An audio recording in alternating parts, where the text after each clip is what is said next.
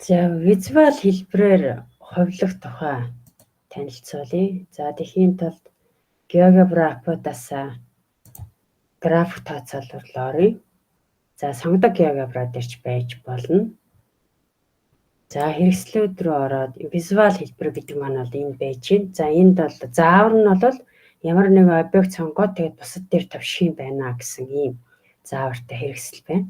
За жишээ болгоод хэд хэдэн цэгүүд аваад ямар нэгэн объектэд оруулаад ирье. За тэгээд энэ объектуудаа за зарим нь холбоод цацраг олгоод за нэг вектор оруулаад ингээд хэд хэдэн объект аваад үзчихье. За энэ хэрэгслийг хоёр янзаар ашиглаж болно. За одоо яг энэ хэд хэдэн хэрэгслийг хувилж бүгдийг нь идэвхжүүлэх хэрэг гардаг. За тэгэхээр одоо ингээд зөв хэрэгслээр байгаа тохиолдолд энэ бүх объектуудыг идэвхжүүлэх гэхээр энэ граф харагдсан тэр чигээрээ бүхэлдээ зөөгдөд байгаа. Тэгэхээр энийг ямар хийх вэ гэхээр энэ визуал хэлбэрээр хувилах гэдгээр дарсан тохиолдолд граф нь одоо зөөгдөхгүйгээр ингээд объектууд маань энэ маузаараа сонгож авсан энэ хэсэг дээр бол байгаа объектуудыг идэвхжүүлж авах гэсэн. За цацраг маань бол энэ талбарт орж чадахгүй байгаа учраас цацраг бол идэвхжихгүй. Энд байгаа бусад объектууд бол идэвхжинэ гэсэн.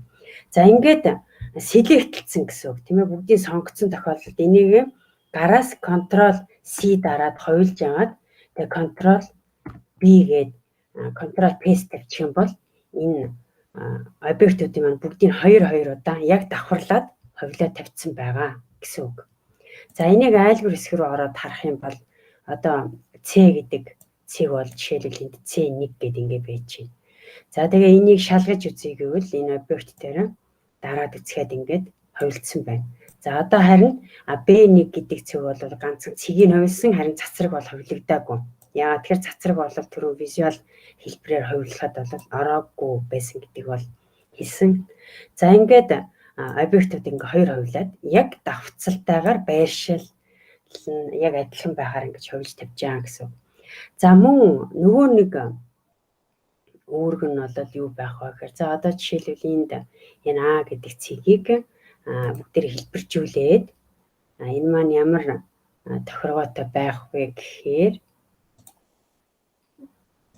за улаан өнгөтэй за тэг хэв маяг нь одоо цэгийн хэлбэр нь за энэ гурвалжин ч юм уу тийм ингээд ийм өнгөтэй болгочихё гэд үзье. За тэгэхээр одоо бусад цэгүүдээ яг энэ улаан цэг шиг ийм хэлбэржүүлэлттэй болгоё гэвэл дахиад нөө визуал гэдэг энэ визуал хувилбараар хувилах гэдгээ сонгоно. За тэгээд А-га дарна. Тэгэхээр одоо А1-ийн энэ улаан өнгөтэй гурвалжин хэлбэрээр бусад сонгосон объектуудыг хувиргаад өөрчилнө гэсэн ийм л үйлдэл байгаад байгаа.